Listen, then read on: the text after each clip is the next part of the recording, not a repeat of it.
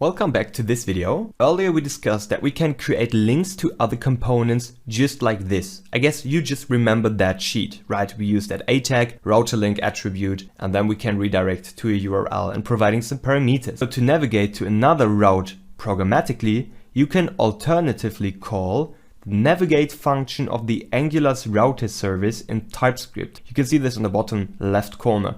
This router navigate to book flight with some parameter like this one right here. The only thing that changes is that we are here, not inside of the HTML template. Instead, we are in the TypeScript. So in HTML, we can for sure use an a tag to redirect, but here in TypeScript, we make use of the router service. So now let's switch over to our project, and in the moment when we see an alert, which is saying, okay, I cannot find the flight, we will automatically redirect the user to our search flight page again. And it's really important that you understand how you can automatically navigate users, because often such a case is happening where something is, well, loading, or you're waiting for something, or on a specific error response, you want to forward or redirect the user. So let's take a look on the router service now. So here inside of our book flight component, where we have that error handling with the alert, right? We want to go ahead and use the router. We can do that from add Angular router. So here at activated route, we can also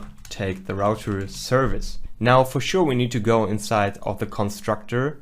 Here we have private route, activated route, and here we also add private router of type router. So now we can make use of the router service, and it's really a single line of code.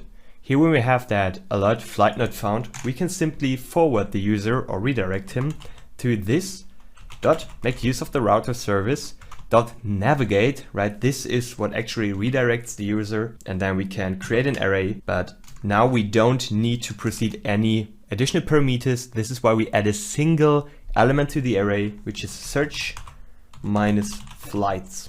So this is our path that we have defined inside of the app module. Let's real quick take a look. App module search flights, right? Now, okay, so there is no spelling mistake. That's fine. Here we have to add the slash and then the name of the path. So this should be working now. Let's test it. Let's start our application.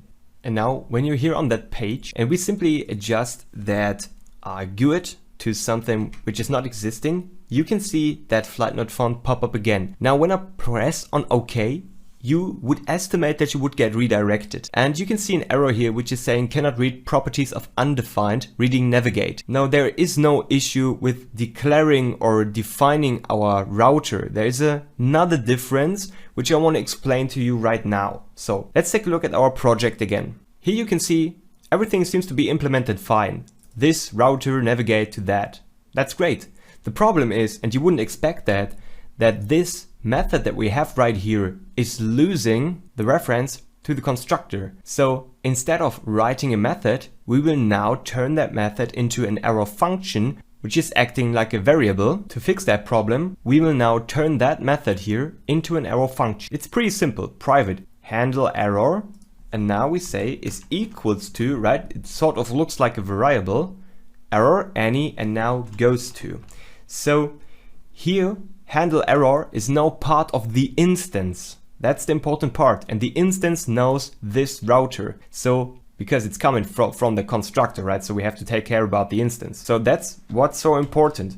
Now that we can use this router, the router will no longer be undefined or null, and we can call navigate. So there is a difference between that method we had before and that new arrow function, which is keeping the instance or the reference. So let's take a look at our application again. When we now visit the page, it will automatically call or make the call again because of hot reloading. Let's click OK, and we now get redirected. So everything is working fine now. So there is one more video, which is, well, sort of additional, which is taking care about that arrow function and instance handling. So if you really want to dig deeper in that, check out the next video, but that's sort of optional. So if you are really in a hurry or in rush, you can skip it. But if you want to have the best knowledge and understand really everything, go ahead and check out that video. It's not that long and it has really a nice value.